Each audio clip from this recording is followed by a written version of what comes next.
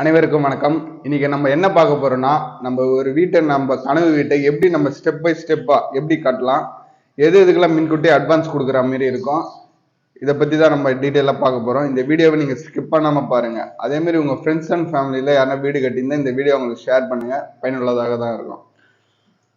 முதல்ல நம்ம ஒரு வீட்டை கட்ட போறோம்னா அந்த வீட்டில் என்னென்னலாம் நம்ம பார்க்க போறோம்னா, அந்த இடத்துல முதல்ல அந்த இடம் நம்ம பேர்ல தான் இருக்குதான்னு பார்க்கணும். நம்ம காலத்தை நிக்க வச்சிருவோம். நிக்க வச்ச பிற்பாடு என்ன பண்ணணும்னு பாத்தீங்கன்னா, கீழே மேட்டு கொடுத்துருப்பாங்க. பிசிசி வந்து அங்க அதிகமா போடணும், முக்கோண ஷேப்ல அங்க அதிகமா போடணும். ஏன்னா நம்ம வீட்டே தாங்கி நிற்க போது அந்த பீம் தான், அந்த காலம் தான் நம்ம வீட்டே தாங்கி நிற்க போது.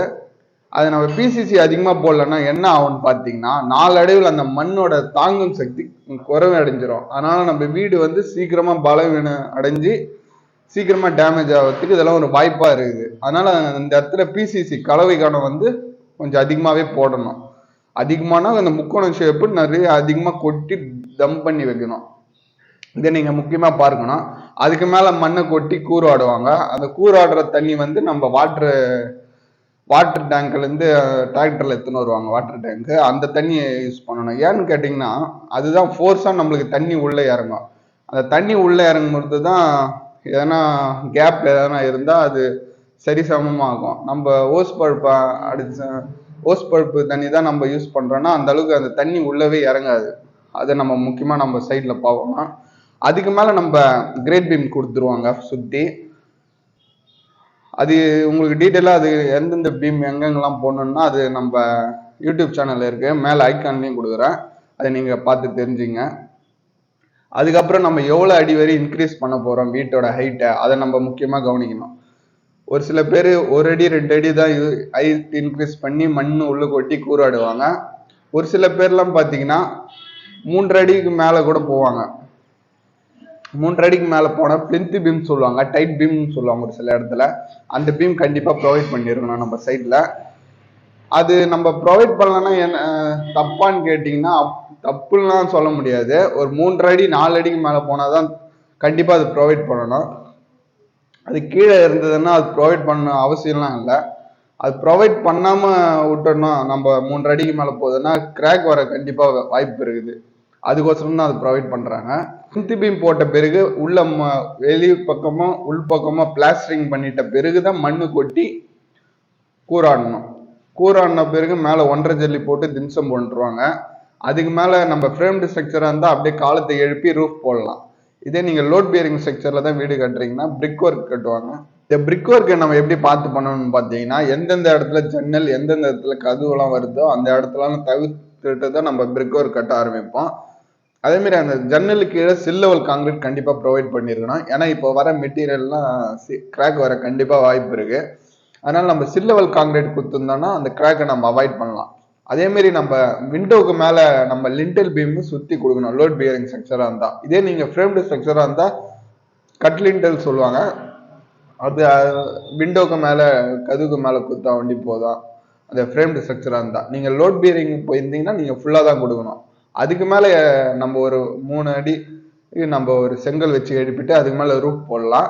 அந்த ரூஃப் போடுறதுக்கு முன்னாடி என்னென்னலாம் நம்ம முக்கியமாக கவனிக்க வேண்டியதுன்னு பார்த்தீங்கன்னா, அதுக்கு முன்னாடி எலக்ட்ரிக்கல், பிளம்பிங், டைல்ஸ் ஓட்டுறவங்க, ஒரு சில இடத்துல சபதி ஒர்க்லாம் பார்ப்பாங்க, கார்பெண்டர், இவங்களுக்கெல்லாம் நம்ம ஏரியாவில் யார் யாரெல்லாம் நல்லா பண்ணுறாங்களோ அவங்களுக்கெல்லாம் முன்கூட்டியே ஒரு சிறு தொகை அட்வான்ஸாக கொடுத்து அவங்கள புக் பண்ணி வச்சிருக்கணும். ஏன்னா அப்படி புக் பண்ணி வச்சிருந்தாதான் அவங்க நம்ம சொல்கிற டேட்டில் வந்து அப்புறமா நம்மளுக்கு வேலையை செஞ்சு சீக்கிரமாக முடிச்சு தருவாங்க. அதுக்கோசரம் தான் நம்மளுக்கு அவங்கள முன்கூட்டியே பார்த்து அவங்களுக்கு ஒரு சிறு தொகையை அட்வான்ஸாக கொடுத்து வைக்கணும். இந்த நம்ம ரூஃப் காங்கிரீட் போட்ட பிறகு அந்த 15 to 28 நாளைக்கு நம்ம மேலே கியூரிங்கில் இருக்கும் ரூஃபு. அந்த டைமில் நம்ம என்னென்ன ஒர்க் பண்ணலான்னு பார்த்தீங்கன்னா, வெளியில் காமன் சுவர் எதனா கட்டுறது இருந்தால் அப்போ கட்டலாம், செப்டி டேங்க் எடுக்கிறது இருந்தால் அப்போ கட்டி முடிச்சிடலாம், வீட்டு வெளியில் எதனா பாத்ரூம் எதனா கட்டுற மாரி இருந்தால் அந்த டைமில் முடியலாம். அதேமாரி தரை எதனா கீழே வீட்டை சுற்றி எதனா தரை எதனா வலிக்கிறோம் அந்த டைமில் தான் பார்த்தீங்கன்னா அதுமாரி பண்ணிடலாம் அந்த டைமில். அதுக்கப்புறம் அந்த ரூஃப் காங்கிரீட் பிரித்த பிறகு என்னென்ன ஒர்க்னா, முதல்ல எலக்ட்ரிக்கல் ஒர்க்கு, காடி வச்சு எங்கெங்கெல்லாம் எலக்ட்ரிக்கல் பைப் வருதோ அந்த எலக்ட்ரிக்கல் பைப்புக்கு போர்டு வச்சுருவாங்க, எங்கெங்கெல்லாம் சுவிட்ச் பாயிண்ட் வருதோ அந்த ஒர்க் பண்ணணும். அதேமாரி நம்ம வாசக்காலுக்கெல்லாம் காடி வச்சு எந்தெந்த இடத்துல வாசுகால் வைக்க போகிறோமோ அந்த இடத்துல அது உள்ளே ஏற்றுறதுக்கு அது உடச்சி அது ரெடி பண்ணுவாங்க. இந்த ஒர்க்லாம் முடிச்சிடணும். அதுக்கப்புறம் தான் இன்னர் அவுட்டர் பிளாஸ்டிங் பண்ணிட்ட பிறகு ஒரு கோட்டு சுண்ணாம்பு ஒரு கோட்டு பெயிண்ட் கூட அடிச்சிடலாம். அடித்த பிறகு பட்டி பார்த்து நம்ம சுண்ணாம்பு பெயிண்ட் எதனா அடிச்சு விட்டுடலாம், ஒரு லைட் கோட்டிங்காக அடிச்சிடலாம். அதுக்கப்புறம் டைல்ஸ் போட்ட பிறகு ரெண்டாவது கோட்டு வந்து கிரகப்பிரவேசம் முடிஞ்ச பிறகு அடிங்க. ஏன்னா ஒரு சில இடத்துல கிராக் வரும் சின்னதாக. அந்த கிராக்கை நம்ம அரஸ்ட் பண்ணுறதுக்கு ஒரு 2-3 மாதம் கேப் விடலாம். நம்ம டைல்ஸ் ஓட்டிகிட்டு இருக்கும்போது பிளம்பிங் ஒர்க்கும் சேர்த்து முடிச்சிடணும். என் கிச்சனில் எங்கெங்கெல்லாம் டேப் வரப்போகுது, பாத்ரூமில் எங்கெங்கெல்லாம் டேப் வரப்போகுது, அந்த ஒரு டைல்ஸ் ஓட்டுறதும் பிளம்பிங் ஒர்க்கும் சேர்ந்து முடிச்சிட்டோம்னா நம்ம வீட்டை சீக்கிரமாகவே முடிச்சிடலாம். இதில் ஒரு சில விஷயம்லாம் நம்ம விட்டுருப்போம். அதெல்லாம் நீங்கள் நடுப்புற அந்த எலக்ட்ரிக்கல் ஒர்க் பண்ணும்போதே அந்த மாடிப்படி அமைக்கிறது, இந்த வெளியில் போர்ட்டிக்கோல டிசைனிங்லாம் பண்ணுறது, அந்த ஒர்க்லாம் நீங்கள் அப்போதே முடிச்சிடணும். இதுபோல் உங்களுக்கு சிவில் ரிலேட்டட் வீடியோவுக்கு நம்ம சேனலை சப்ஸ்கிரைப் பண்ணுவோம், கமெண்ட் பண்ணுவோம். அதேமாரி நம்ம யூடியூப் சேனலில் சிவில் ரிலேட்டடாக தான் போட்டுட்ருக்கோம். அதனால் நீங்கள் தயவு செஞ்சு நீங்கள் கனவு வீடு நீங்கள் கட்ட போகிறீங்கன்னா இந்த வீடியோலாம் நீங்கள் பார்த்து பயனடைந்துக்குமாறு இந்த வீடியோ வாயிலாக உங்களை கேட்டுக்கொள்கிறேன். நன்றி, வணக்கம்.